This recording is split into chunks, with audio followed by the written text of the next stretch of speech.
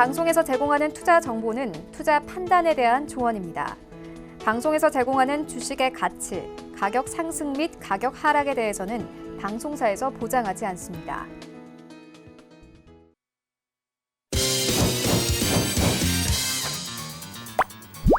네, 오늘의 주요 헤드라인 소식입니다. 미 무역대표부는 관보공지를 통해 9월 1일부터 3천억 달러 규모의 중국산 수입품 가운데 일부 품목에 대해 15% 관세를 부과한다고 밝혔습니다. 이는 기존에 예고했던 10%에서 5%포인트 상향 조정한 수치입니다.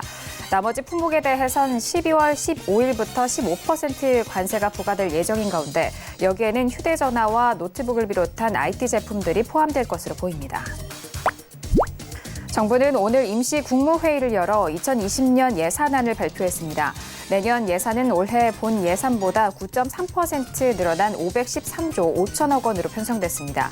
반면 경기 침체로 법인세 수입이 급감하면서 내년 총 수입은 올해보다 1.2% 소폭 증가한 482조로 그칠 것으로 보이는 가운데 2023년 정부 지출이 600조 원을 넘고 국가 채무는 1,000조 원을 돌파할 것으로 정부는 예측했습니다.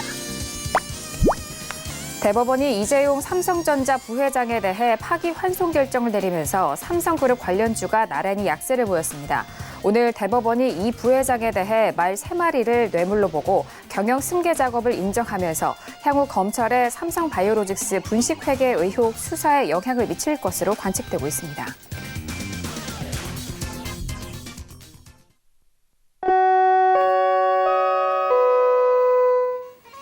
네, 안녕하세요. 평택전문 정석투자 김은혜입니다. 코스피 지수가 대내외 악재 속에서 하루 만에 하락으로 전해낸 채 마무리가 됐습니다. 여전히 기관의 매수세가 지지됐지만 오늘은 외국인의 대량 물량을 쏟아내면서 방어하기에는 좀 역부족이었는데요. 간밤 뉴욕 증시는 에너지 업종의 상승 속에서 3대 지수 모두 상승으로 마감이 됐지만 그 여파를 받은 우리 시장은 상승 출발했지만 이내 하락으로 전환되면서 회복하지는 못했습니다. 특히 장중 대법원의 국정농단 사건 최종 판결 직후에 변동성이 좀 크게 나온 상황인데요. 오늘은 삼성그룹주들의 약세와 함께 관련주들도 함께 힘을 내지 못하면서 지수 하락을 견인한 상황입니다. 더불어서 대외적인 경기 침체에 대한 불안감은 여전하고요. 거기에 더불어 노딜 브렉시트에 대한 우려감까지 이어지고 있는 상황입니다. 자, 이렇게 오늘 목요일장도 모두 마무리가 되는데요. 오늘도 정석투자와 함께 하시면서 오늘 시장에 대한 정리와 그리고 내일 시장에 대한 대응 전략까지도 꼼꼼하게 확인해 보시길 바라겠습니다. 그럼 오늘 시장 흐름 다시 한번 정리합니다. 시세 보시죠. 네, 오늘 코스피 지수는 전일 대비 0.40% 하락한 1933.41의 장을 마쳤습니다. 수급상 확인하시죠. 개인과 기관의 동반 순매수, 반면 외국인 홀로 순매도 이어갑니다. 코스피 시가총액 상위 종목 확인하시죠. 오늘은 시가총액 상위 종목들의 성적이 좋지 못합니다. 삼성전자는 2% 가깝게 밀리면서 43,400원까지 떨어졌고요. 현대차도 오늘 약보합권 마감 속에서 126,500원에 장을 마쳤습니다. 계속해서 코스피 시가총액 상위 종목 확인합니다. 현대모비스도 1% 넘는 하락 속에서 24만 4천 원에 장을 마쳤고요. 전일장 급락했던 셀트리온은 오늘 소폭 반등에 성공하면서 0.64% 오른 15만 7천 원에 장을 마쳤습니다. 오늘 코스닥 지수는 전일 대비 0.55% 하락한 599.57에 장을 마쳤습니다.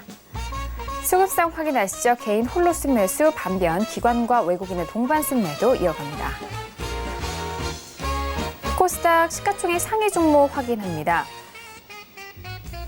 셀트론 헬스케어는 2% 넘는 상승으로 43,650원에 장을 마쳤고요. 헬렉스미스는 오늘 약보합 마감 속에서 17만 5,700원에 장을 마쳤습니다. 계속해서 코스닥 시가총액 상위 종목 확인합니다. 매트톡스도 오늘 2% 가까운 하락 속에서 36만 6,200원에 장을 마쳤고요. HLB는 오늘 0.48% 상승한 41,650원에 장을 마쳤습니다. 네, 본격적으로 오늘 목요일장 정석투자 시작합니다. 목요일 저녁은요, 봉추 선생님과 함께 하도록 하겠습니다. 봉추 선생님 안녕하세요. 네, 안녕하세요. 네, 반갑습니다. 자, 전일장 상승에 성공했던 우리 시장 하루 만에 다시 하락으로 전환이 됐습니다. 일단 상해종합지수라든지 주요 아시아 증시도 약보합권에서 마무리가 됐지만 간밤 뉴욕 증시와는 좀 디커플링 현상이 일어난 상황인데요. 오늘 우리 시장 어떻게 보셨을까요? 네, 미국 시장이 어제 반등을 했기 때문에 오늘 시장에 대한 기대감이 좀 있었을 거라고 생각을 합니다. 그런데 한국 시장이 그렇게 강한 그런 흐름은 아니었어요. 뭐 전반적으로 초반부터 분위기가 그렇게 좋은 상태는 아니었습니다. 역시 해외 증시의 결과도 중요하지만 또 향후의 흐름에 대한 어떤 그런 예측도 상당히 중요하다고 말씀을 드렸는데요. 장중에 미국 선물의 흐름이 좋지 않은 그런 상황이었지 않습니까? 그래서 그런 영향도 있었고요. 물론 반등 시도는 있었습니다. 그리고 역시 오늘 한국 시장의 가장 큰 관전 포인트는 이재용 부회장의 어떤 선고가 아니었나 생각을 합니다. 사실 그 이재용 부회장의 선고가 어떻게 나오는지에 따라서 삼성그룹주들의 움직임이 달라지거든요. 결국은 삼성전자가 움직인다는 것이죠. 그런 면에서 불안감을 가질 수 있는 요인이었다는 것이죠. 물론 어떤 기대감이 있었는지 뭐 반등하기도 했지만은 결국은 또 조정을 받지 않았습니까? 재판 결과가 좋지 않게 나온 것이죠. 어쨌든 불안감이 있는 그런 상황이었었고요. 그런 것들이 시장에 그대로 반영된 그런 상태라고 보시면 될 것 같습니다. 그래서 사실 이게 단기적인 오늘 하루 만에 어떤 결과에 영향을 미치는 그런 요인이 아니고 장기적으로 봤을 때도 상당히 중요한 요인이라는 것이죠. 결국은 이재용 부회장이라는 우리 그 경제계에서 가장 중요한 인물이라고 볼 수가 있겠죠. 삼성그룹을 이끄는 총수의 위치에 있지 않습니까? 지금 뭐 여전히 부회장이지만 실질적으로 삼성그룹을 이끌고 있는 분이기 때문에 상당히 중요한 인물이죠. 그런 분에 대한 거취, 그런 것들이 결정되는 날이었었기 때문에 중요하다고 볼 수가 있겠습니다. 물론 지금 이제 파기환송이 됐기 때문에 다시 고법에서 결정을 하겠지만은 현재 분위기로는 좋지 않다는 것이죠. 그런 것들이 시장에 영향을 미치는 그런 상황이고요. 물론 고법의 판결이 확실히 나올 때까지는 아직까지 조금 여유가 있습니다. 그리고 뭐 검찰에서 또 어떤 뭐 조치를 취할 수도 있는 그런 부분이기 때문에 역시 좀 불안한 면이 있다고 볼 수가 있겠습니다. 전반적으로 오늘은 시장의 어떤 그 메커니즘보다는 외부적인 그런 요인에 의해서 움직였다고 볼 수가 있을 것 같습니다. 그나마 뭐 크게 빠지지 않은 게 다행이라고 볼 수가 있겠고요. 다만 이제 우리가 그런 부분은 생각하실 수가 있어요. 지수가 역시 쉽게 편안하게 갈 수 있는 그런 환경은 아니구나. 그런 것들을 느낄 수가 있었을 겁니다. 아마 이재용 부회장의 선고가 아니었다고 하더라도 강한 반등이 나오기는 어려웠을 거예요. 그런 흐름이 가능했다고 하면 초반의 흐름이 좋은 흐름이 나왔을 겁니다. 조금 더 강하게 흐름이 나왔을 텐데 그런 것들이 전혀 나오지 않고 결국은 그 후반에 빠졌지 않습니까? 그래서 뭐 시장의 어떤 고유한 흐름 자체도 그렇게 강한 흐름은 아니고요. 역시 현재 상태의 한국 시장은 좀 어려운 흐름이 지속되고 있다. 그렇게 보시면은 무난하다고 할 수가 있을 것 같습니다. 어쨌든 복합적으로 생각하시기를 바라겠고요. 중요한 건 한국 시장이 강하게 가지 못한다는 것입니다. 그런 부분에 좀 초점을 맞춰야 되지 않을까 생각을 합니다. 자, 어쨌든 오늘 장은 역시 뭐 여러 가지가 어우러진 그런 흐름이었고요. 역시 그 투자자들의 기대보다는 약한 흐름이었다. 뭐 이 정도로 정리를 하겠습니다. 네, 오늘 목요일장은 시장의 메커니즘적인 흐름보다는 외부적인 요소에 의해서 좀 결과가 나왔다라는 그런 말씀을 해주셨습니다. 하지만 그런 외부적인 요인을 제하더라도 내적인 부분에 있어서도 별로 좋지 못한 현재 상황임을 다시 한번 말씀을 해드렸는데요. 이런 외부적인 상황이라든지 내적인 상황으로도 좀 쉽게 갈 수 없는 시장임을 일단 인지를 하시고 그 안에서 대응을 하셔야 된다라는 말씀까지 드려봤습니다. 자, 오늘은 봉추 선생님과 함께 이어가 볼 텐데요. 첫 번째 코너로 바로 들어가 봅니다. 자, 오늘의 첫 번째 코너는 업종의 이해 시간이 기다리고 있습니다. 자, 이 시간에는 각 업종에 대한 특징을 알아봤었던 시간인데요. 지난 시간부터는 그룹주 위주로 다시 한번 더욱더 세부적인 특징을 잡아주고 계십니다. 지난주에는 오늘 앞서서 헤드라인 뉴스를 통해서 들으셨다시피 일단 삼성그룹주에 대해서 지난 시간에 전반적인 부분을 짚어드렸는데요. 오늘은 어떤 그룹을 중점적으로 알려주실지 궁금합니다. 자, 봉추 선생님, 오늘은 어떤 그룹주에 대해서 좀 정리를 해볼까요? 네, 지난주부터 그룹주에 대한 분석을 하고 있는데요. 지난주는 당연히 첫 번째 시간으로 삼성그룹주에 대한 분석을 했었습니다. 그래서 전반적인 기업들의 흐름이나 또 역사 뭐 이런 것들에 대해서 살펴봤는데요. 오늘은 두 번째 시간으로 LG그룹주를 가지고 와봤습니다. LG그룹주가 두 번째 시간인데요. 언뜻 생각하면 재계 순위로 생각하면은 LG그룹은 조금 더 순위가 밀리는 게 아닌가 생각하실 수도 있을 거예요. 재계 순위가 4위 정도의 위치를 하고 있습니다. 그래서 사실 다른 그룹을 먼저 좀 살펴봐야 되는 그렇게 생각하실 수도 있을 것 같은데요. 삼성과 LG의 어떤 라이벌 관계 그런 것들도 기억을 하실 필요가 있을 것 같고요. 그리고 또 뭐 HTS를 보다 보면은 그룹들의 순위를 보면은 LG그룹이 두 번째로 돼 있는 그런 경우가 많아요. 어쨌든 뭐 그런 부분도 있고요. 그리고 역시 전자 쪽에서 전통적인 라이벌 관계 이런 것들을 생각을 해서 LG그룹주를 가지고 와봤습니다. 자, 그리고 지금 재계서열이 4위입니다. 그런데 이 LG그룹주가 분리되기 전까지만 해도 2위에 위치해 있었던 그런 흐름이에요. 2위나 3위 거의 그 정도였었거든요. 당시만 하더라도 역시 GS그룹, 현재는 GS그룹으로 분리가 됐죠. 그리고 LS그룹도 분리가 됐습니다.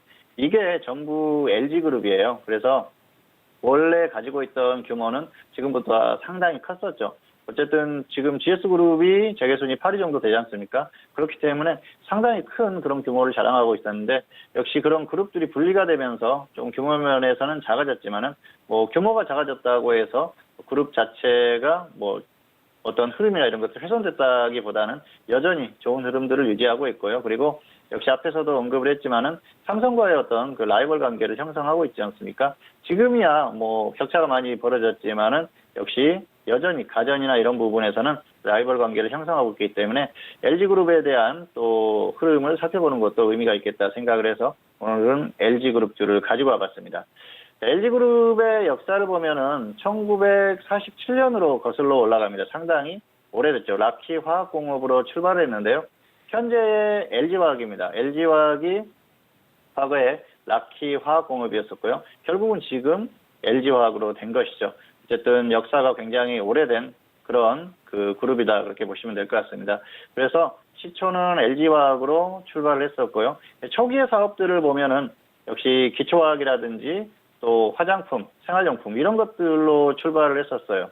당시에는 뭐 화장품 그리고 또 기초 생활용품들, 치약이라든지 세제 뭐 이런 것들을 생산하면서 출발을 했었거든요. 그래서 뭐 그때 어떤 흐름들을 꾸준히 발전시키면서 현재 위치까지 왔다 그렇게 보시면 될 것 같습니다. 어쨌든 상당히 오랜 역사를 가지고 있는 그런 그룹이고요. 그렇기 때문에 어떤 그 이런 흐름들에 대해서도 자세히 살펴볼 필요가 있지 않을까 그렇게 생각을 합니다. 자, LG그룹 같은 경우에는 초기에 기초화학이나 생활용품 이런 것들로 출발을 해서요. 향후에 전자라든지 이런 쪽으로 계속 성장하는 모습을 보였었죠. 특히 가전 같은 경우에는 역시 우리나라 어떤 가전의 어떤 흐름을 선도했다 그렇게 볼 수가 있겠는데요. 당시만 하더라도 LG와 또 대한전선 뭐 이런 기업들이 가전 쪽에 사업을 하고 있었어요. 그런데 이게 재미있는 게 당시만 하더라도 삼성이 결국은 가전 쪽에 뛰어들었지만 LG 쪽에서는 삼성 쪽에서 가전 쪽의 어떤 사업으로 뛰어들 거라고 전혀 생각을 하지 못했었습니다. 왜냐하면 삼성과 LG가 사돈관계였어요. 그래서 LG에서는 뭐 전혀 생각하지도 못했는데 우리가 흔히 하는 말로 뒤통수를 맞았다고 그럴까요? 그렇게 굉장히 당황하는 그런 모습을 보였습니다. 그리고 또 LG가로 가서 결혼을 한 그분의 입장에서는 굉장히 또 당혹스러운 그런 또 위치에 있었다. 뭐 그런 또 기사가 있는데요. 어쨌든 LG로서는 전혀 생각하지 못한 라이벌이 등장을 했고요. 지금의 어떤 그 라이벌 구조를 형성할 거라고는 전혀 생각하지 못했었죠. 그런데 역시 두 기업이 꾸준히 경쟁을 하면서 서로 발전하는 그런 모습을 보였기 때문에 꼭 뭐 나쁜 것만은 아니다 그렇게 볼 수가 있을 것 같습니다. 국내에서는 어차피 시장을 나눠 먹어야 되지만 또 해외로 진출을 하면서 다양한 또 그 성장을 이루는 그런 모습을 보였기 때문에 뭐 어느 정도 또 효과가 있었다고 볼 수가 있겠죠. 좋은 모습으로 이어졌다고 보시면 될 것 같습니다. 자, 초기에 생활용품이나 또 뭐 화장품 이런 것들을 생산하는 기업에서 결국은 꾸준히 성장하는 모습을 보였고요. 처음에 상호는 라키 화학공업으로 출발했는데요. 향후에 럭키, 또 럭키금성, LG 이렇게 변신을 했었죠. 그래서 꾸준히 이런 그 변신하는 모습을 보였고요. 그리고 또 성장하는 모습들을 보였던 것을 볼 수가 있을 것 같습니다. 사업 구조를 보면은 역시 전자, 화학, 그리고 통신, 서비스 이런 쪽에 굉장히 좋은 모습을 보이는 것들을 볼 수가 있을 거예요. 뭐 대표적으로 LG화학 그리고 또 LG생활건강, LG전자, LG이노텍, LG디스플레이 이런 그 좋은 기업들을 만들었지 않습니까? 좀 아쉬운 게 있다고 하면은 역시 반도체입니다. 반도체 사업을 전혀 하지 않았던 건 아닌데요. LG 반도체라는 반도체 기업을 가지고 있었죠. 그런데 당시에 우리가 외환위기라고 하지 않습니까? IMF 당시에 정부의 어떤 정책, 기업들 간에 또 합병하는 그런 흐름에 따라서 결국은 현대전자의 LG 반도체를 넘겨주는 그런 상황이 됐어요. 당시에 뭐 부채가 많은 기업이기는 했습니다만은 LG가 반도체를 포기할 만한 그런 상황은 아니었었거든요. 상당히 좀 억울한 그런 상황이 발생을 했었죠. 그래서 결국은 그 반도체를 가지고 있지 못한 흐름이 현재 삼성과 LG의 어떤 격차를 만드는 그런 상황이 아닌가 생각을 합니다. 물론 그 이후에 디스플레이 쪽에 집중을 하면서 엄청난 흐름을 일궈냈지만 지금은 또 어려움을 겪고 있지 않습니까? 어쨌든 상당히 안타까운 그런 흐름이 아닌가 생각을 합니다. 자, 어쨌든 LG그룹은 뭐 여러 가지 좀 우여곡절을 겪었지만은 화학이나 전자 쪽을 중심으로 해서 굉장히 안정적인 흐름을 보이고 있어요. 지금도 기업 흐름이 굉장히 안정적입니다. 그래서 대부분의 기업이 안정성을 띠는 그런 흐름들을 보인다고 볼 수가 있을 것 같습니다. 대부분 꾸준히 성장하면서 좋은 흐름을 보이는 그런 기업들이기 때문에 역시 안전한 기업으로 생각을 하시면 될 것 같고요. 주가의 흐름도 약간 독특한 면이 있기 때문에 독특한 흐름을 보이는 기업들은 꼭 기억을 하셨다가 그런 부분만 잘 활용을 하시면 될 것 같아요. 자, 어쨌든 현재는 재계 서열 하위의 위치에 있지만은 안정적인 기업으로 그룹으로 보시면 될 것 같고요. 역시 그 꾸준한 관심이 필요한 그런 그룹이라고 보시면 될 것 같습니다. 화면 보면서 조금 더 설명을 드리도록 하겠습니다. 네, 지금 LG그룹주들을 쭉 모아놔봤는데요. 자, 지주사 LG부터 G2R까지 쭉 있습니다. 지주사가 LG죠. 결국은 이 지주회사 전환을 하면서 LG가 대부분의 주요한 기업들을 지배하는 구조로 지분 구조가 바뀌었어요. 이 LG그룹도 예전에는 뭐 순환출자 구조가 분명히 있었습니다. 그런데 그런 것들이 거의 해소되는 그런 상황이고요. 대부분의 주요한 기업들의 LG가 최대 주주로 있으면서 역시 지주회사 LG를 중심으로 지분 구조가 좀 재편되는 그런 상황입니다. 자, 그리고 LG 디스플레이 같은 경우에는 역시 LG가 반도체 쪽에 LG 반도체를 잃게 되면서 이 디스플레이 쪽에 집중을 상당히 많이 했거든요. 그러면서 LCD 쪽에서 글로벌 1위의 자리까지 올랐습니다. 그런데 최근에 중국 쪽에서 결국은 저가 공세를 하면서 실적이 좋지 않아졌고요. 그리고 지금은 어떤 주가의 흐름도 상당히 좋지 않죠. 향후에 OLED 쪽에서 어느 정도의 흐름이 나오는지에 따라서 이 LG 디스플레이의 기업의 흐름 그리고 주가의 흐름도 달라질 가능성이 상당히 높습니다.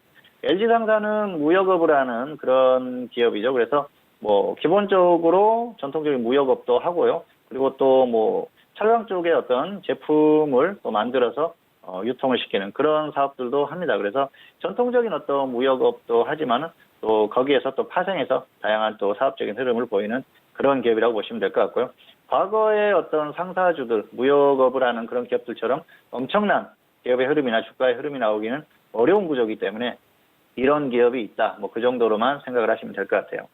LG생활건강은 역시 LG그룹의 시초, LG화학에서 파생을 했죠. 결국은 이제 LG화학과 분리가 됐는데요. 화장품, 생활용품, 그리고 또 음료 사업까지 하면서 기업 흐름이 굉장히 좋습니다. 꾸준한 실적이 나오고요. 그런데 주가의 흐름에 있어서는 역시 모멘텀이 없다, 메리트가 없다. 그래서 뭐 주가의 어떤 투자 측면에서는 접근하기가 어려운 국면이기 때문에 조금 있다가 또 차트를 보면서 자세히 설명을 드리도록 하겠습니다. 네, 그리고 LGU 플러스는 통신업체죠. 종합통신업체라고 보시면 되는데요. 통신 3사 중에서는 가장 좀 성장성이 그래도 남아있다고 볼 수가 있겠죠. 3위이기 때문에 치고 올라갈 그런 공간이 있다는 것이죠. 그런데 그동안 성장을 많이 했어요. 그러다 보니까 이제는 어느 정도 성장에 있어서도 좀 정체되는 흐름을 보이고 있는데요. 유선 통신이라든지 또 IPTV 이런 사업들을 하면서 기업 흐름은 꾸준합니다. 그리고 통신주들의 특징이 있지 않습니까? 지수의 흐름과 상관없이 움직일 수 있다는 것이죠. 가격 메리트만 발생하면은 언제든지 또 움직일 수 있는 그런 종목이기 때문에 그런 면에서 어느 정도 이런 특성들은 좀 이해를 하시면 좋을 것 같습니다. 자, LG이노텍 같은 경우에는 역시 카메라 모듈 쪽의 흐름이 정체되는 흐름이죠. 그러다 보니까 지금 좀 정체되는 흐름을 보이고 있는데요. 전장이라든지 LED 뭐 이런 쪽에서 향후에 어느 정도 흐름이 나오는지 특히 전장 부분에서 좋은 흐름이 나온다고 하면은 결국은 다시 한번 또 기업의 흐름이라든지 주가의 흐름이나 한 번쯤 다시 나올 가능성이 있다고 생각을 합니다. 결국은 어떤 그 미래지향적인 사업이지 않습니까? 전장 부분이나 뭐 이런 부분에서 다시 한번 좀 좋은 흐름이 나오기를 기대를 하는데요. 아직까지는 뭐 뚜렷한 그런 흐름이 나오는 것은 아니기 때문에 향후에 흐름에 대해서는 조금 더 살펴봐야 될 그런 상황이 아닌가 생각을 합니다. 자, 그리고 LG전자. 상당히 아쉬운 그런 지금 상황이죠. 삼성전자와 격차가 많이 벌어진 게 결국은 반도체인데요. 반도체가 없다는 게 굉장한 아쉬움으로 남고 있습니다. 어쨌든 LG전자는 글로벌 가전업계의 1, 2위를 다투는 그런 위치에 있기 때문에 가전 쪽의 흐름은 괜찮습니다. 그런데 스마트폰이나 이쪽에서 흐름이 좀 불명확하기 때문에 역시 그런 쪽에서 약간 좀 아쉬움이 남는 상태고요. 가전 쪽의 흐름은 꾸준히 지속될 가능성이 상당히 높습니다. 그래서 당분간 기업 흐름에 대해서는 크게 걱정할 필요가 없고요. 그리고 LG전자 같은 경우에는 역시 주가의 움직임이 나홀로 종목의 성격이 있어요. 그런 흐름들을 이해하시면서 접근을 하시면 될 것 같습니다. 자, 그리고 LG하우시스는 건설과 관련된 그런 기업이죠. 특히 이제 주택 사업과 연관된 그런 기업이에요. 인테리어 관련주라든지 뭐 그런 쪽으로 움직이죠. 샤시라든지 이런 제품을 생산을 하지 않습니까? 그래서 과거에 박근혜 정부 때처럼 리모델링 정책이라든지 이런 것들이 다시 실행이 되면은 주가의 흐름이 다시 한번 나올 수 있는데요. 당분간은 그런 흐름 자체는 좀 어렵기 때문에 역시 뭐 크게 흐름이 나오기를 기대하기는 어려울 것 같습니다. 자, 그리고 LG화학입니다. LG화학은 LG그룹주 중에서 가장 향후의 어떤 전망이나 이런 것들이 기대되죠. 특히 전지 쪽에서 흐름이 굉장히 좋습니다. 자동차 쪽에, 2차 전지 쪽에 세계 1위의 기업이기 때문에 굉장히 좋은 흐름이 나오죠. 그리고 기초화학이나 이런 쪽에서도 꾸준히 안정적인 흐름입니다. 어쨌든 뭐 다양한 사업들을 하고 있지만 역시 향후에 우리가 관심을 가질 건 전지 쪽의 분야가 아닌가 생각을 하고요. 그런 면에서 계속 부각될 수 있기 때문에 장기적으로 봤을 때도 분명히 관심을 가질 만한 그런 기업이 아닌가 생각을 합니다. 자, 그리고 로보티즈는 산업용 로봇 그리고 산업용 장비 이런 것들 생산하는 기업이고요. 최근에 정부 정책이 로봇 관련주들이 좀 움직이는 흐름이니까 그런 쪽에서 관심 가질 필요가 있을 것 같고요. 실리콘웍스는 역시 시스템 반도체 관련한 기업입니다. 자, 그리고 G2R은 광고 전문 기업이니까 그 정도로만 기억을 하시면 될 것 같습니다. 기업의 흐름들을 잠깐 살펴보도록 하겠습니다. 자, G2R은 광고 전문 기업이라고 했죠. LG그룹에 대한 어떤 그 안정성, 그 베이스가 있기 때문에 어느 정도 흐름은 유지된다 그렇게 보시면 될 것 같고요. 실리콘웍스는 역시 시스템 반도체 관련한 기업입니다. 기업 흐름이 좋아요. 최근에 반도체 관련 그 업종의 어떤 흐름들이 괜찮죠. 그러다 보니까 꾸준히 실적이 나오고 있고요. 로보티즈도 마찬가지입니다. 어떤 그 산업용 로봇이나 이런 것들을 만들고 있습니다. 실적은 작지만은 그래도 뭐 안정적으로 수익이 나오는 그런 기업이라고 보시면 될 것 같습니다. 자, 그리고 LG화학. LG화학은 기업 흐름이 굉장히 좋습니다. 실적도 좋고요. 또 이익도 꾸준히 나오는 그런 기업이에요. 자, 그리고 지분 구조를 보면 역시 LG, 지주회사 LG가 최대 주주로 되어 있죠. 주요한 기업들은 이 지주회사가 지배하는 그런 구조고요. LG화학은 역시 장기적으로 봤을 때 LG그룹 내에서 가장 주목할 만한 그런 기업이라고 볼 수가 있을 것 같고요. LG하우시스는 어떤 주택 경기라든지 이런 쪽과 연관이 있는 그런 기업이에요. 하지만 꾸준히 실적이 나오는 그런 기업이니까 기업 흐름에 대해서 크게 걱정할 필요는 없는 기업입니다. 자, 그리고 LG전자. LG전자도 가전 쪽에서 흐름이 꾸준히 나오는 그런 상태입니다. 그래서 실적이 좋아요. 다만 삼성이나 이쪽과 비교를 했을 때는 좀 아쉬움이 남죠. 지금 하이닉스 쪽의 어떤 실적이 여기에 와서 붙어있다 생각을 하시면 어마어마한 흐름이 나오겠죠. 그런 부분이 좀 아쉽다 볼 수가 있겠는데요. 역시 LG 지주회사가 최대 주주로 되어 있는 걸 보실 수가 있을 것 같습니다. 그리고 LG이노텍.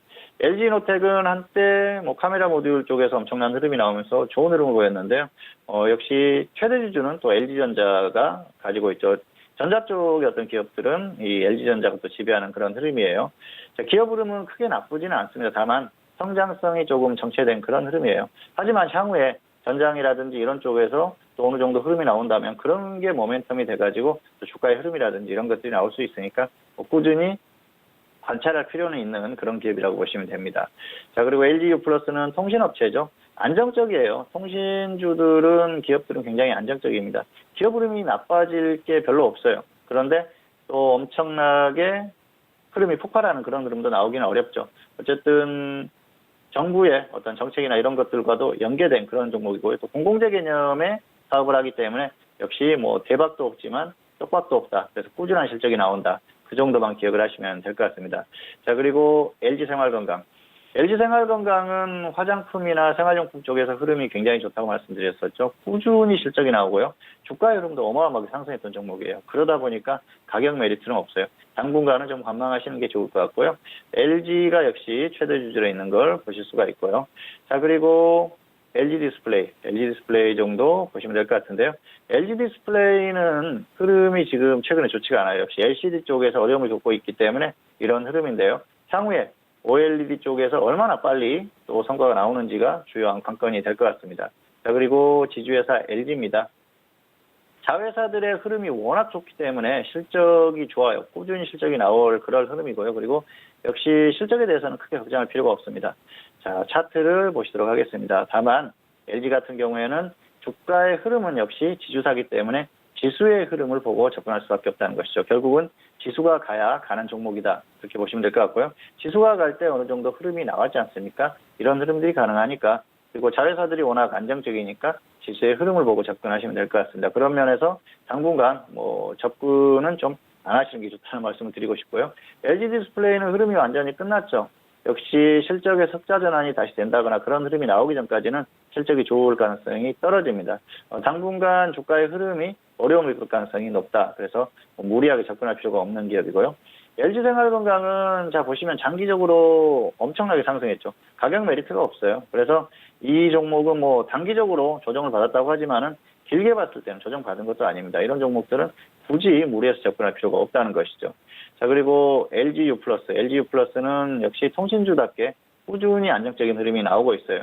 가격 메리트만 확실히 발생하면 언제든지 움직일 수 있는 게 바로 통신주들입니다. 그래서 빠지면 이렇게 단기 반등이 한 번씩 나오는 경향은 있는데요. 추세적으로 봤을 때는 역시 꺾이고 있기 때문에 이 통신주들, LGU+도 마찬가지지만 당분간 좀 관망하시는 게 좋을 것 같습니다. 자, 그리고 LG이노텍은 한때 좋은 흐름을 보였었죠. 역시 카메라 모듈 쪽의 흐름이 굉장히 좋았었는데요. 지금 같은 경우에는 흐름이 완전히 무너졌지 않습니까? 그래서 당분간은 특별히 상승할 만한 모멘텀은 없을 것 같아요. 또 카메라 쪽의 어떤 그 정체된 흐름 이런 것들을 뚫어줄 만한 그런 요인이 나오기 전까지는 당분간 어렵다는 것이죠. 또 역시 지수의 흐름이 어렵기 때문에 이런 종목들 역시 우량 종목이라고 볼 수 있는 이러한 종목들은 당분간 좀 관망하시는 게 좋을 것 같습니다. 자, 그리고 LG전자는 나홀로 종목의 성격이 있어요. 자, 보시면은 LG전자는 재밌습니다. 다른 종목들이 업종 내에서 상위 종목이죠. 삼성전자라든지 하이닉스 이런 종목들이 움직이고 나서 그 이후에 움직이는 경향이 있어요. 그렇다고 하면은 삼성전자라든지 LG전자 이렇게 업종을 주도하는 업종들을 놓쳤을 때 그 이후에 접근하면은 반드시 한번 수익이 나는 종목이니까 그런 면에서 매력이 있다는 것이죠. 그런 흐름을 잘 기억을 하셨다가 향후에도 활용하시기 바라겠고요. 지금은 어쨌든 지수의 흐름과 함께 좋지 않은 흐름을 보이고 있기 때문에 역시 지수를 보면서 대응을 해야 되고요. 관망세가 낫지 않을까 생각을 합니다. 자, 그리고 LG 하우시스는 한때 엄청난 흐름이 나왔어요. 당시에 정부에서 리모델링 정책을 폈었죠. 그래서 이런 흐름이 나왔는데요. 역시 정부의 어떤 정책이라든지 또 주택경기 이런 것과 연관돼서 보시면 될 것 같고요. 당분간은 흐름이 좋게 나올 가능성은 떨어지지만 안정적인 기업이기 때문에 뭔가 모멘텀이 발생했을 때는 장기적으로 접근할 수 있는 종목이라는 걸 기억을 하시기를 바라겠습니다. 자, 그리고 LG화학 정도까지 보도록 하겠습니다. LG화학은 사실 지금 보면은 가격 메리트가 뚜렷하게는 없어요. 그리고 약한 흐름도 아닌 것 같습니다. 그런데 자세히 보면 역시 지수를 따라서 쭉 하락하고 있죠. LG화학은 LG그룹 내에서 가장 안정적인 종목이에요. 그리고 장기적으로 봤을 때도 분명한 매력이 있습니다. 전지 쪽의 흐름이 꾸준히 나오는 그런 기업이기 때문에 장기적으로 조정을 제대로 받았을 때는 저점에서 중장기적으로 접근할 수 있는 그런 종목, LG그룹주 중에서 가장 안정적으로 볼 수 있는 그런 종목이라는 걸 기억을 하시기 바라겠고요. 굉장히 좋은 기업입니다. 그래서 잘 기억을 하셨다가 언젠가 지수가 크게 빠졌을 때 좀 안정적으로 접근할 만한 그런 종목을 꼽는다고 하면은 역시 테마적인 성격도 있기 때문에 LG화학은 충분히 그 대안이 될 수 있는 종목이 아닌가 생각을 합니다. 자, 오늘 LG그룹에 대해서 전반적으로 흐름을 살펴봤는데요. LG그룹주들의 특성이라고 하면은 기업의 흐름이 거의 안정적입니다. 그래서 그런 부분들을 잘 기억을 해주시기 바라겠고요. 주가의 어떤 흐름이나 이런 것들을 봤을 때는 단기적으로 짧게 접근할 수 있는 종목들은 있지만 안정적으로 접근하기에는 역시 가격 메리트라든지 주가의 흐름 이런 것들이 좋지 않기 때문에, 그리고 우량주의 성격이 강한 종목들은 역시 지수를 볼 수밖에 없죠.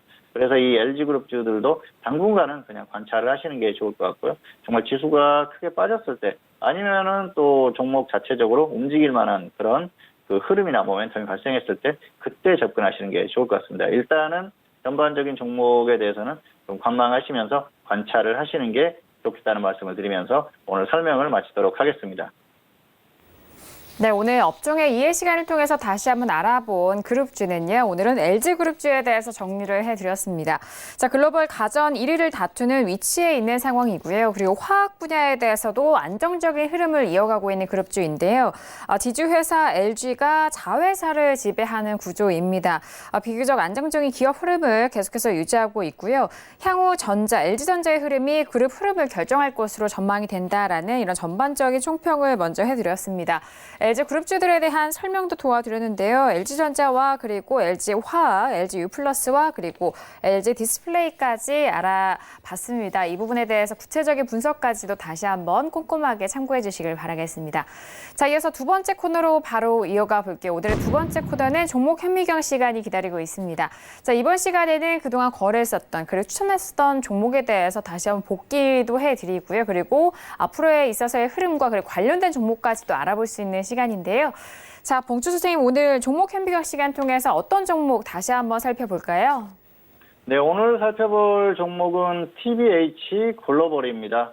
의류 사업을 하는 그런 기업이죠. 아마 좀 생소하게 느껴지시는 분들도 계실 건데요.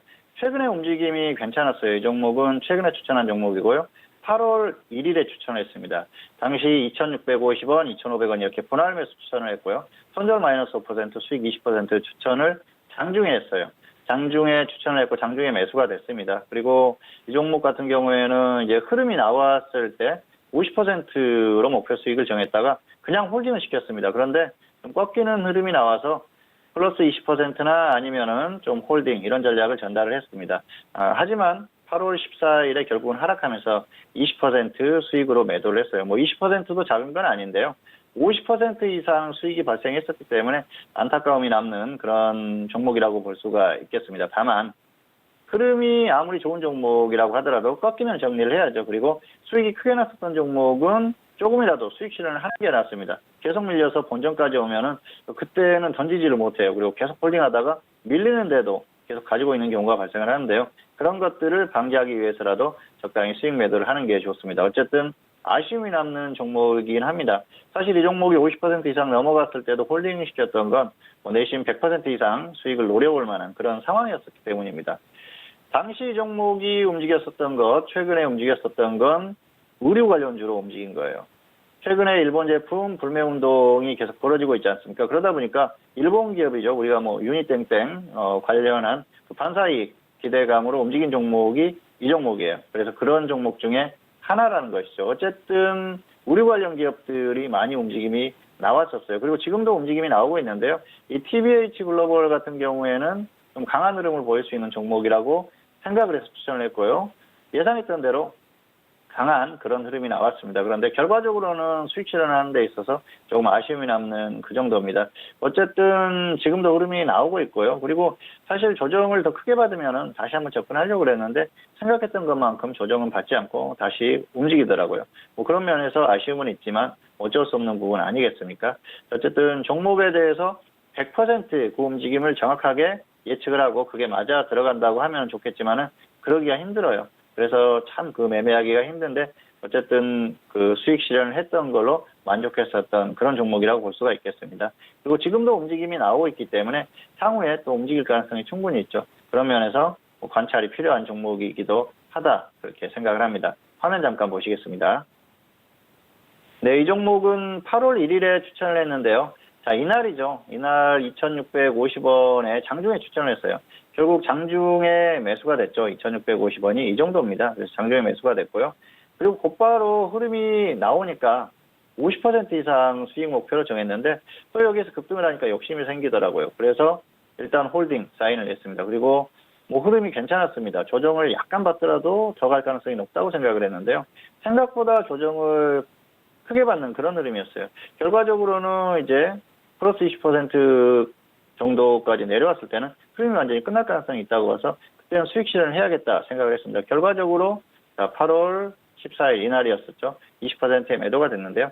아쉬운 건 뭐 더 조정을 받을 것 같았는데 조금 더 조정을 받다가 그냥 상승을 했다는 것이죠. 어쨌든 상당히 아쉬운 결과다 그렇게 볼 수가 있을 것 같습니다. 하지만 20% 수익도 작은 건 아니죠. 만족할 수는 있지만은 이렇게 크게 상승했었던 걸 봤기 때문에 아쉬움이 남는 그 정도라고 볼 수가 있겠습니다. 그리고 나서도 크게 꺾이지 않고 지금 움직임이 나오고 있지 않습니까? 어쨌든 이 일본 제품 불매운동 관련한, 일본과 관련한 이런 그 종목들은 꾸준히 움직임이 나올 가능성이 높아요. 당분간 특별히 한국과 일본이 크게 제대로 합의를 해가지고 이런 상황들이 없어질 가능성이 떨어지기 때문에 이런 종목들은 움직임이 충분히 가능하다는 것이죠. 그래서 꾸준한 관찰이 필요하다는 생각이고요. 어쨌든 이 종목을 매매했을 때 보면 과정 자체는 굉장히 잘한 것이죠. 왜냐하면은 자 보시면은 급등을 했는데 보통 이제 개인 투자자들이 이렇게 위에서 많이 따라잡지 않습니까? 그런데 가만히 있다가 조정을 받았을 때 접근을 했다는 것입니다. 가만히 있으면 조정을 받는 종목이 있고요. 아니면은 그냥 그대로 가는 종목이 있어요. 운 좋게 여기에서 매수를 했는데 더 가는 종목도 있지만 그건 절대로 잘한 게 아닙니다. 왜냐하면은 여기에서 무너지게 되면은 크게 빠졌을 때 그리고 회복하지 못했을 때는 절대로 회복하지 못하는 그런 상황이 오기도 하거든요. 그러다가 장기 투자가 되는 그런 경우가 비일비재합니다. 그렇기 때문에 무리하게 추격 매수를 하는 것보다는 차라리 오지 않더라도 기다리는 게 낫다는 것이죠. 그리고 왔을 때 접근했을 때는 확률이 높아진다는 것이죠. 어쨌든 종목을 매매할 때 급등하는 종목, 이런 종목들은 위에서 추격 매수하지 마시기 바랍니다. 상한가 따라잡기라는 얘기도 있었죠. 과거에는 그게 가능했어요. 왜냐하면은 당시에는 상한가가 15%였지 않습니까? 그래서 15% 상한가에 매수를 하고 하락하면은 거기에서 10% 하락한 자리에서 다시 추가를 하면은 단가가 뚝 떨어지거든요. 그리고 여전히 저점 부분이에요. 그런데 지금은 30%입니다. 다음날 급락하게 되면은 하루에 30%가 빠질 수가 있어요. 그러면은 매도를 못하게 돼요. 그리고 추가를 한다고 하더라도 단가가 낮춰지기가 어려워요. 그런 부분이 있기 때문에 지금은 무리해서 추격 매수하는 건 절대로 안 된다는 말씀을 다시 한번 드리고 싶고요. 어쨌든 매매하는 과정, 이런 과정에 대해서 꾸준히 복기를 한번 해보시기 바라겠고요. 이런 매매를 반복하다 보면 결국은 성공할 가능성이 높다는 걸 말씀드리면서 오늘 설명을 마치도록 하겠습니다. 네, 오늘 종목 현미경 시간을 통해서 다시 한번 되돌아본 종목은요. TBH 글로벌에 대한 종목 다시 한번 알아봤습니다. 일단 8월 초에 또 추천을 했었던 종목이기도 한데요. 일단 결과적으로는 20%에 대한 목표가 실현을 했다라는 말씀이신데요. 앞으로에 있어서도 최근 일본 제품 불매운동 수혜주로 부각이 되면서 강세 흐름을 보였었던 상황입니다. 하지만 이 이슈에 대해서도 계속적으로 살아있는 부분이기 때문에요. 앞서서 말씀드렸던 부분까지 참고하시면서 가격대에 대한 대응까지 다시 한번 참고해 주시길 바라겠습니다. 자, 이어서 지금 시각은 10시 36분 지나면서 오늘 뉴욕 증시가 개장이 된 지 6분 정도의 시간이 지난 상황입니다. 자, 전일장 3대 지수 모두 상승으로 마감이 됐었던 뉴욕 증시였는데요. 오늘장도 3대 지수 모두 1%대 강한 급등을 보여주면서 상승 출발이 된 상황입니다. 지금 나스닥과 S&P 500 그리고 다우지수까지 모두 나스닥까지 모두 1%대 상승으로 출발이 된 상황인데요. 특히나 다우지수 같은 경우에는 200포인트 이상의 급등 출발이 된 상황입니다. 그 이유는 중국이 좀 잠잠하게 무역 해결을 원한다라고 발언을 했기 때문인데요. 일단 장기화된 무역 전쟁을 좀 건전한 태도로 풀기를 희망한다라고 밝히자 이에 따라서 시장은 다시 한번 좀 안도를 하면서 3대 지수 보수 상승 출발이 된 상황입니다. 자, 일단 이달 초에 중국 쪽에서 750억 달러 상당의 미국 제품에 대해서 세금을 공개했습니다. 그러자 바로 또 트럼프 대통령이 9월부터 상당 부분의 중국산 제품에 관세를 인상하겠다라는 그런 맞받응을 좀 한 상황인데요. 자, 이런 상황 속에서 중국이 다시 한번 좀 잠잠하게 좀 해결을 원한다라는 그런 제스처를 취하면서 시장이 조금씩 안도를 보여주고 있는 상황입니다. 자, 그리고 오늘 미국의 2분기 GDP가 발표가 됐는데 2.1%에서 2%로 하향 조정이 됐고 일단 발표치 역시 2%로 나오면서 시장의 예상치와 좀 동일하게 나온 상황이고요. 자, 그리고 신규 실업수당 청구 건수도 일단 예상치와 동일하게 나오면서 시장이 좀 안정감을 주고 있는 상황인 것 같습니다. 자, 이렇게 오늘은 3대 지수 모두 상승 출발이 됐다라는 점 참고해 주시길 바랄게요. 자, 이어서 선생님 질문 있어요 시간으로 넘어가 보도록 하겠습니다. 오늘도 다양한 질문들 많이 접수해 주셨고요. 첫 번째 질문부터 확인해 봅니다. 자, 오늘의 첫 번째 질문은 끝자리 3233님의 질문이고요. 신풍 재질을 1,040원에 비중은 20% 질문 주셨습니다. 자, 오늘장의 신풍재지 종가 확인해 보시죠. 자, 오늘 신풍재지 같은 경우에는 1% 넘게 하락하면서 1,220원에 마무리가 됐습니다. 오늘 하락했음에도 불구하고 매수가 대비해서는 수익 구간이신데요. 봉추 선생님 신풍재지 어떻게 보실까요? 네, 학점은 A고요. 플러스 10%나 플러스 30% 먼저 온 쪽에서 정리하시기 바라겠습니다. 지금 16% 정도 상승했는데요. 위로 가면 조금 끌고 가보시고요. 하락했을 때는 수익 실현하시고 그리고 관망하시는 게 좋을 것 같습니다. 화면 보시겠습니다. 1,040원에 매수를 하셨죠. 그래서 거의 최저점에서 매수를 하셨어요. 매수를 정말 기가 막히게 하셨는데요. 완벽한 예측 매수다 그렇게 볼 수가 있겠습니다. 결과적으로는 그렇게 된 것이죠. 어쨌든 지수가 반등하면서 나온 반등이고요. 업종이 조금 더 강해요. 지수보다 강합니다. 그리고 종목도 강하죠. 어쨌든 지수보다 약간 강한 흐름이기 때문에 여기에서 뭐 지수가 빠지면은 같이 빠지겠죠. 그런데 지수가 좀 버텨주는 흐름이 나오면 단기적으로는 조금 더 반등이 나올 수 있어요. 그때는 30% 정도 적당히 수익 매도를 하는 게 좋을 것 같고요. 그리고 여기에서 꺾인다면 결국은 지수가 꺾일 가능성이 높기 때문에 그때는 플러스 10% 어쨌든 수익 매도를 하고 그리고 정리를 하자는 것입니다. 그리고 이게 추세적으로 갈 만한 그런 상황은 아니라고 생각을 합니다. 제지업계가 작년에 굉장히 강했었는데요. 어느 정도 다 주가에 반영이 된 상태라서 크게 기대할 것이 없기 때문에 단기적으로 플러스 10%나 플러스 30% 매도 후에 관망하시는 게 좋을 것 같습니다. 네, 신풍재지에 대한 진단이었습니다. 학점은 A 학점으로 확인이 됐고요. 현재 수익 구간이신데 10% 또는 30% 목표가 먼저 오는 가격대 매도 전략까지 참고해 주시길 바라겠습니다. 자, 이어서 다음 질문도 이어가 볼게요. 다음 질문 끝자리 7541님의 질문이고요. 페노션을 4,450원에 비중은 15% 질문 주셨습니다. 자, 오늘장 페노션 종가 먼저 확인해 보실까요? 자, 오늘 페노션 같은 경우에는 강보합권 마감 속에서 4,630원에 마무리가 됐습니다. 페노션도 현재 매수가 대비해서 수익 구간이신데요. 자, 페노션 어떻게 진단해 주실까요? 네, 학점은 B고요. 본전 매도하시거나 플러스 10% 매도 후에 관망하시는 게 좋을 것 같습니다. 화면 보시겠습니다. 자, 페노션 4,450원에 매수하셨는데요.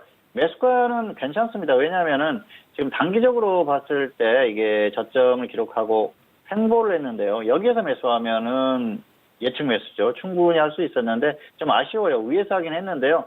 반등을 확인하고 어쨌든 매수를 했다는 것이죠. 그래서 뭐 크게 나쁘다 그렇게 볼 수는 없을 것 같습니다. 문제는 이 운수창고 업종 자체가 특별히 갈 만한 흐름은 아니라는 것이죠. 최근에도 BDI 지수가 정점을 찍고 조금 꺾이는 그런 흐름 보이지 않습니까? 그래서 단기적으로 뭔가 모멘텀이 될 만한 그런 상황은 아니에요. 그리고 운수창고라는 게 결국은 어떤 산업의 흐름이나 이런 것들이 좋아야 되는데 그런 것들이 크게 활성화될 만한 그런 분위기가 아닙니다. 장기적으로 봤을 때 갈 만한 흐름은 아니라는 것이죠. 어쨌든 단기로 그래서 짧게 대응하시는 게 맞을 것 같고요. 지수가 반등할 때 잠깐 반등하는 그 정도 흐름으로 보시면 돼요.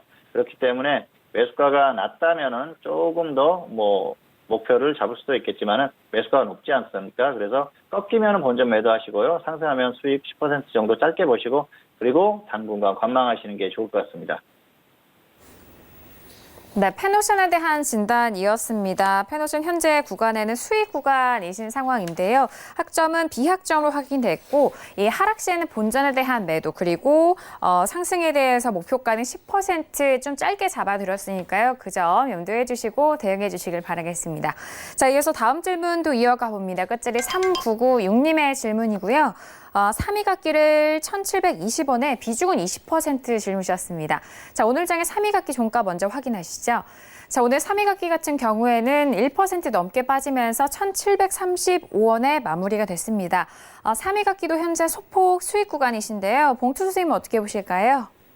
네, 학점은 C고요. 본전 매도 후에 재매수하시거나 플러스 20% 매도 하시기 바랍니다. 어쨌든 반등하면 조금 끌고 가 보시고요. 하락했을 때는 본전 매도 후에 다시 접근하시기 바랍니다. 매수가가 별로 그렇게 좋지가 않아요. 차트 보시겠습니다.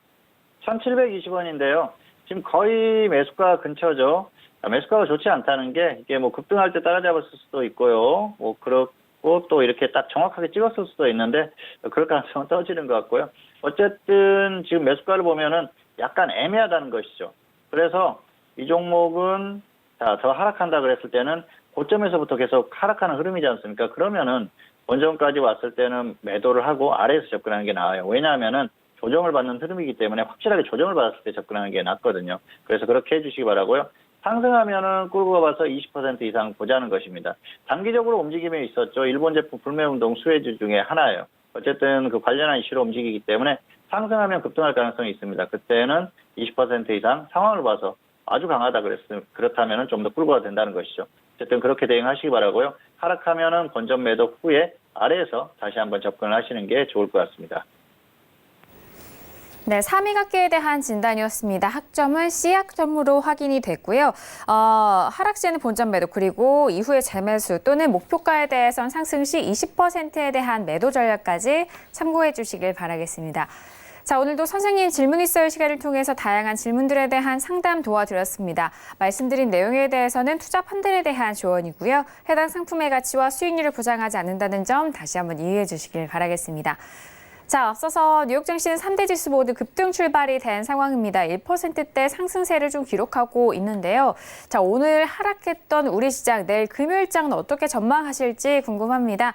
자, 봉주 선생님 내일 금요일장인데요. 우리 시장 어떻게 전망하실까요? 네, 현재 상태로 보면은 역시 시가는 상승할 가능성이 높은데요. 역시 시가의 어떤 흐름, 초반의 흐름이 상당히 중요하다고 생각을 합니다. 길면은 10시 반 그 정도까지 흐름이 중요하고요. 그리고 짧으면 9시 반 정도, 10시 이전의 흐름이 어느 정도 결정될 가능성이 큰데요. 역시 지금은 시가는 미국 시장의 영향을 받을 수밖에 없기 때문에 특히 오늘 같은 경우는 또 그 미국 시장이 급등을 하지 않습니까? 어제 상승에 이어서 오늘도 급등을 하고 있기 때문에 그런 그 영향을 그대로 받는 어떤 그런 흐름이 나오고 있습니다. 어쨌든 시가가 강할 가능성이 현재로서는 높은데요. 그렇다고 하더라도 지수에 대한 부담감은 분명히 있습니다. 현재 한국 시장의 흐름을 보면은 다시 꺾이는 흐름이 나아지지 않습니까? 그래서 지수에 대해서 분명히 한계를 느끼는 그런 흐름이에요. 그렇기 때문에 어떤 추세적인 흐름을 예측을 했을 때는 어렵다는 것이죠. 그런 부분이 상당히 중요하다고 볼 수가 있겠습니다. 지금 지수대가 굉장히 애매한 지수대입니다. 그리고 결국은 1950선을 못 넘고 꺾였지 않습니까? 그래서 내일도 그 초반에 그런 흐름이 중요해요. 혹시라도 오늘 밤에 미국 시장이 갑자기 급락하는 흐름이 나온다. 이 강했던 흐름에서 꺾이는 흐름이 나온다고 하면은 한국의 고유한 흐름을 생각을 했을 때는 내일도 하락할 가능성이 상당히 높습니다. 그런데 그런 흐름이 아니고 미국이 강하다고 하면은 버티는 흐름 정도는 나오겠죠. 다만 초반에 강하다고 하더라도 결국은 조정을 받을 가능성이 상당히 높다는 것이죠. 물론 장중에 미국 선물이 엄청나게 급등한다거나 그런 흐름이 나오면은 또 상황은 달라지지만 그럴 가능성은 떨어진다고 봅니다. 왜냐하면은 현실적으로 미국 시장도 계속 상승할 만한 그런 상황은 아니거든요. 그리고 그동안의 흐름 자체가 그렇습니다. 박스권에 갇혀있는 흐름이기 때문에 오늘 상승한다고 하더라도 내일 이후에는 흐름이 다시 또 꺾일 가능성이 높다고 봅니다. 그런 것들을 감안했을 때는 한국도 어렵다는 것이죠. 그리고 한국은 자체적으로 봤을 때는 상승할 만한 모멘텀이 떨어져요. 그래서 상승을 한다고 하면은 힘겨운 흐름, 그리고 어렵게 꾸역꾸역 조금 올라가는 그런 흐름이 가능한데요. 아래쪽으로는 많이 열려 있다는 것이죠. 그리고 늘 말씀드리지만 1900선의 어떤 그 이탈 여부 이게 상당히 중요한데요. 단기에 빨리 이탈하게 되면은 굉장히 불안한 모습이 나올 수가 있겠죠. 물론 1900선을 이탈하는 자체로 크게 좋지 못한 흐름이 나올 가능성이 상당히 높습니다. 그리고 속도가 빨라지고 낙폭이 커질 가능성이 높죠. 자, 지금 한국의 어떤 지수의 흐름, 시장의 흐름은 위로는 힘겹고요. 아래로는 많이 열려 있다는 말씀을 드렸는데요. 그 부분만 잘 기억을 하시기 바라겠습니다. 상승할 가능성은 떨어지고요. 하락했을 때 하락할 가능성과 하락했을 때 그 크기가 클 가능성이 상당히 크다는 것이죠. 그 부분이 중요한 부분입니다. 그렇다고 하면은 우리가 현재 상태에서 어떻게 관리를 해야 될지 또 행동을 취해야 될지 그런 부분에 대한 생각이 나올 거예요. 지금은 무리하게 수익을 추구하기보다는 단기 수익을 추구할 수 있지만 추세적으로 봤을 때는 역시 관리가 필요하다는 것이죠. 어쨌든 그런 부분을 잘 생각을 하시기 바라겠고요. 그리고 한국 시장을 둘러싼 악재가 너무나 많기 때문에 오늘 또 삼성전자에 대한 악재까지 발생을 했지 않습니까? 그래서 추세적으로 봤을 때는 역시 좋을 만한 가능성이 매우 낮다. 그것만 잘 기억을 하시면서 적절히 잘 대응하시기를 바라겠습니다. 네, 다시 끊긴 흐름 속에서 일단 반등은 좀 한계적일 것이고 역시나 하방 쪽으로는 많이 열린 현재의 시장 모습이기 때문에 그 부분을 잘 감안하시고 대응을 하셔야 될 것 같습니다. 그리고 앞으로의 한국 시장은 좀 악재가 너무 많기 때문에 역시나 관리가 필요한 구간이다라고 강조해 주셨으니까요. 다시 한번 확인해 주시길 바라겠습니다. 자, 오늘 목요일장 봉출 선생님과 함께 했는데요. 함께 해주신 봉출 선생님과는 여기서 인사 나누도록 하겠습니다. 오늘 말씀 감사합니다. 감사합니다. 네, 오늘 저희가 준비한 소식과 내용은 여기까지입니다. 저희 정석투자 방송은요, 서울경제TV 홈페이지를 통해서 다시 확인할 수가 있으니까요. 많은 활용해 주시길 바라겠습니다. 그럼 저희는 내일 이 시간에 다시 돌아오도록 하겠습니다. 함께 해주신 여러분 오늘도 고맙습니다.